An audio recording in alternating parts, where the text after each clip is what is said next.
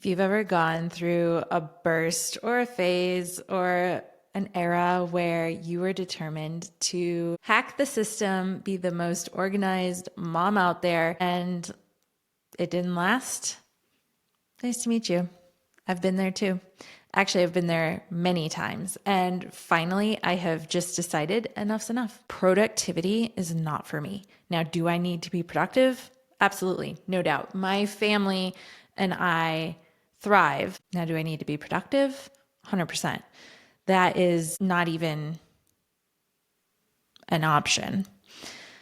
But something I've learned is that just because I don't embrace all the hyper organized, hyper productive approaches that everyone says that you should be doing doesn't say anything about you as a person or how effective you are. So I wanted to take some time today to talk about how we could be breaking the productivity rules and still feel really effective at the end of the day. I think when we can take that approach, you're going to find that you feel a lot more confident, a lot more effective, and you feel less guilty about how you're falling short because you're not holding yourself up against a system or a standard that works well for other people. And I think that one of my biggest aha moments about productivity and what finally let me release a lot of this expectation around doing as much as a lot of the women that I've seen on Instagram or on Pinterest or on the blogs or in the books that I've read, I've realized that a lot of productivity in terms of the practices that are out there are based on this expectation that our energy levels are the exact same day in and day out. So much of our society is conditioned around men's hormonal cycles, which happen to be on a 24-hour cycle. Us as women, we're on a 30-day cycle. So to expect ourselves to show up with the exact same level of energy and focus as a man on a day-to-day basis when our hormones are fluctuating in a unique way across weeks is unrealistic. So why would I expect myself to have lockstep routines, a perfectly organized home, an immaculate calendar? Like, that's not going to serve me. That is setting me up for failure. And I am so happy that there are systems out there that do help men who are in the workplace stay organized. Like, that is important and it serves them well. But I also can't expect that just because it works for them, that it's going to work for me or other women. Also, I feel like a lot of the productivity advice that comes from that comes from people who aren't raising kids. And there's so much unpredictability in that lifestyle. When your kids are young, you've got to have approaches that are going to be more flexible and just ebb and flow with your everyday life. That's what you've really got to focus on. And so once I really embraced this idea that, okay, just because those are great ideas, just because they can be effective, just because they work for some people, even some women, does not mean that it has to work for me. So if it's not working for me, I'm going to stop trying and I'm going to choose to do things differently. So I came up with my list of what's in and what's out for me when it comes to productivity. And maybe there are one or two here that will inspire you to do something similar and in a way that really works well for you. Okay, first one that's out, keeping a perfectly tidy home. This was something that I definitely did before we had kids.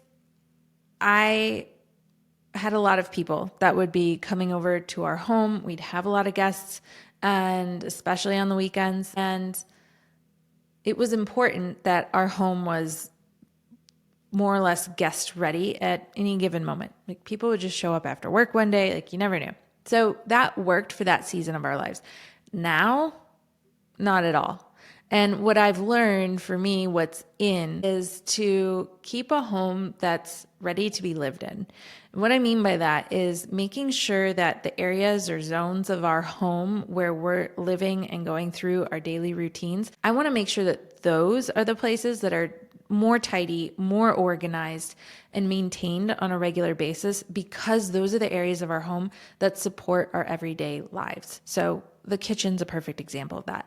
That is probably consistently one of the tidiest home rooms in our home. That is probably the most consistently tidy area of our home. Now, throughout the day, it can look completely messy, but it gets cleaned up quickly because I know that this is a space that our family's depending on. So once I flipped the script on that and started realizing like, okay, you know what? It's fine if my office is a mess. Who cares? We're going to shut the door if someone comes over unannounced, as if people even do that in 2025. So, I've just completely shifted my mindset around that. And it's been a total game changer because now I'm not constantly feeling the need to continuously be tidying up my home. I just focus on the areas where we need it most and we move on. With that, I'm also adding to my out list cleaning all day. When I stopped teaching and was home all day, every day, I found that it was really easy to be in this constant cycle of tidying, cleaning, doing the laundry, and just constantly repeating jobs that I had already done earlier in the day. So, for example, like I do the dishes and then I would do them again. I do them at breakfast, I do them at dinner. And then, laundry.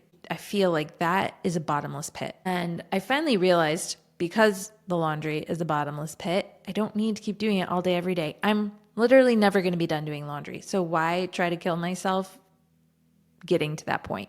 So now I have 1 hour a day where I just push through all the work. I run a load of clothes. I take the clothes that I washed the day before up to the bedroom. I fold them, put them away. I empty the dishwasher. I load in the breakfast dishes. And then those just get loaded throughout the day. They don't accumulate in the sink. I'm not hand washing things like water bottles throughout the day. Everything just waits until the end of the day where we've had dinner and then the family does the dishes. We close up the kitchen for the night and that's that. I don't have the time, the capacity, or the bandwidth to be constantly doing tidying and cleaning. Same thing with especially when the kids were younger or when they're home over the summer. I'm not the maid. I'm not the housekeeper. I'm not keeping this house immaculate. We're going to work together as a family to do that. And I will pick one or two, usually an AM, PM kind of thing where we're just 5 minutes tidying up. Everyone, we're going to work in this zone. We're working in the living room, we're working in the playroom, whatever it is. We're going to tidy up together and we're going to move on with our lives. And things are going to accumulate throughout the day. But guess what? We're going to have another reset time in the afternoon. It's going to be great. We're going to handle it. We're moving on. It completely changes things when you focus on a mindset of one and done. I'm not doing this all day. And it's okay. It's okay if things pile up a little bit at lunch and some dishes end up sitting in the sink. Great. You're going to do them at the end of the day. Perfect. Handle them then.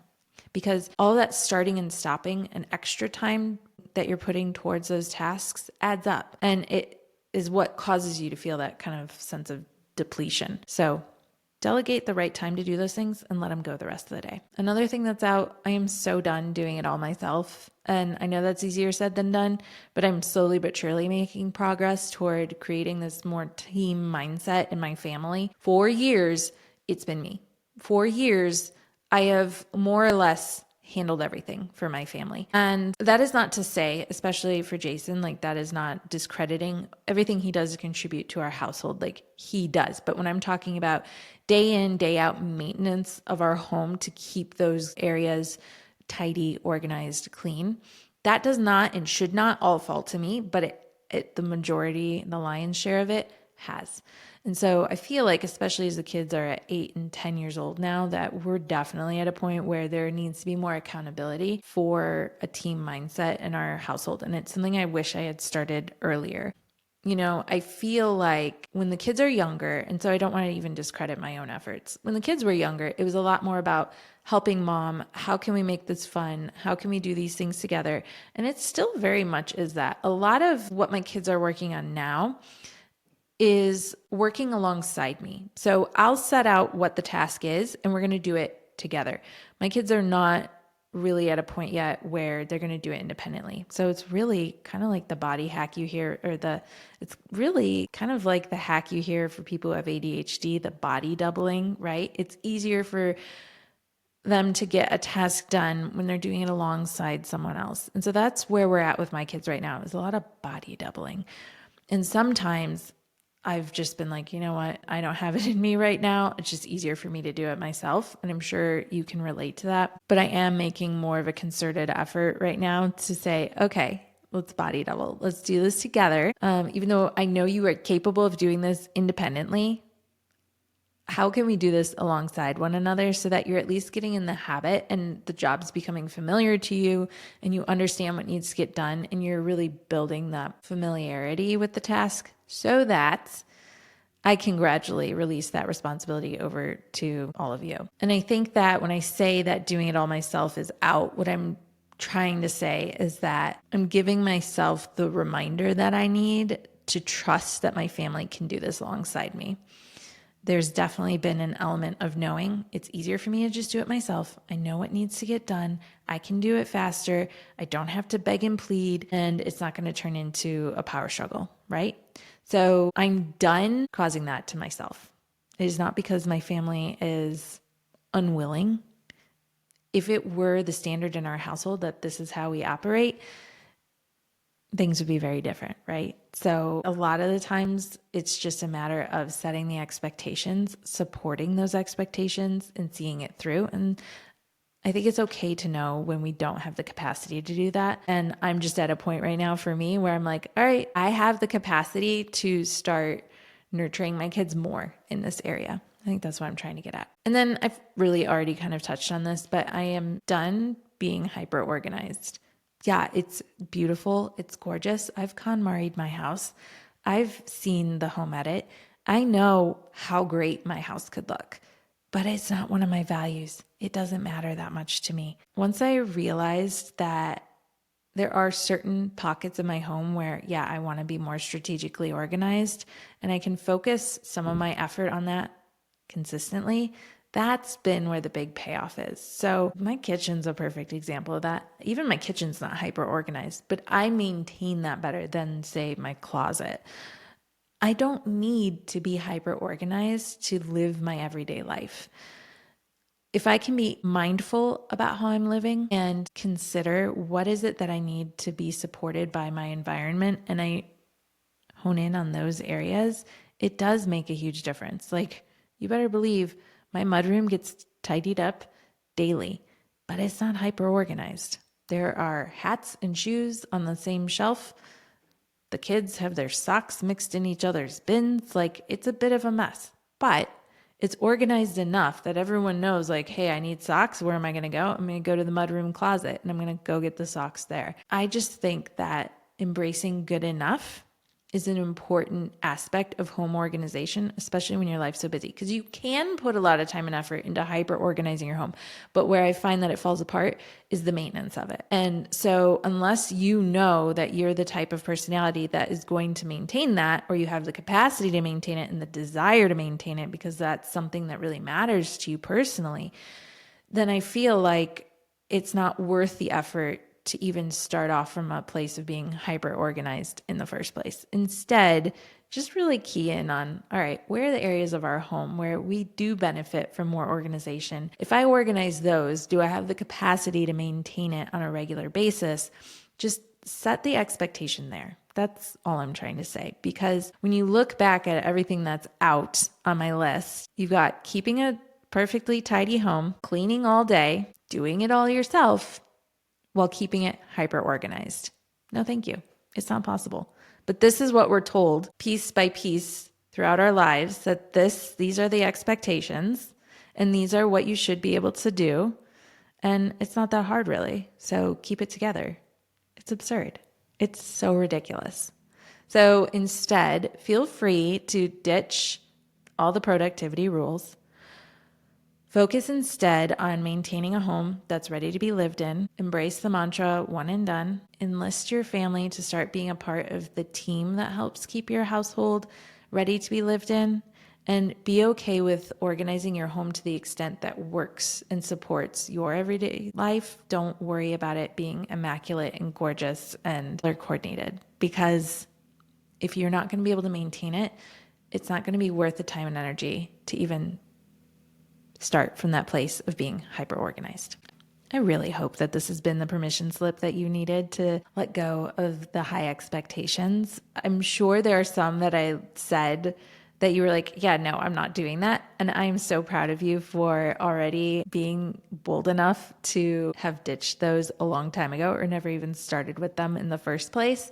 If there's anything I missed on my list, whether in or out, I would love to hear what's on your list. Just visit the show on your podcast platform and then add a comment to this episode or a review for the show and just say, like, I listened to the episode about ditching productivity rules. Here's what's on my in and out list this year. It could just be one thing. Maybe you have a full list. I would love to hear from you. It really gives me no greater joy than to see that there's a new review for the show and to hear your thoughts. Not because I care about like, oh, this is my show and everyone loves it so much. Not at all. What I am here to do is help you make mom life so much easier. And when I can hear back from you, from your side of the speaker, like, hey, I listened to this and it's changing my life because of X, Y, and Z. Or, it inspired me to come up with my own list of ins and outs for productivity rules. Here's mine. Like, it's awesome because it means it's making a difference in your life and helping fulfill that goal of making your life easier. So I'm proud of you for being here. I'm proud of you for listening to these episodes, and I'm glad that they make a difference. So be sure to let me know about it. Now, next week, we're shifting gears.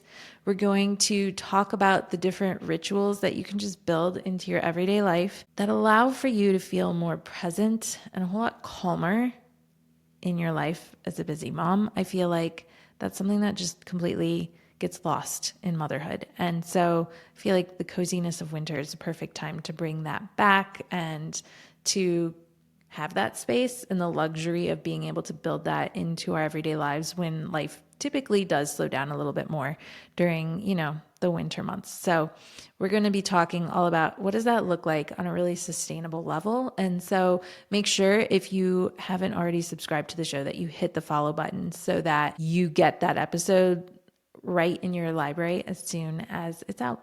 Until then, have fun being a rule breaker, ditch those productivity hacks, and be confident that you've got your own way of maintaining your family's home and that it's one that works for you. Bye for now.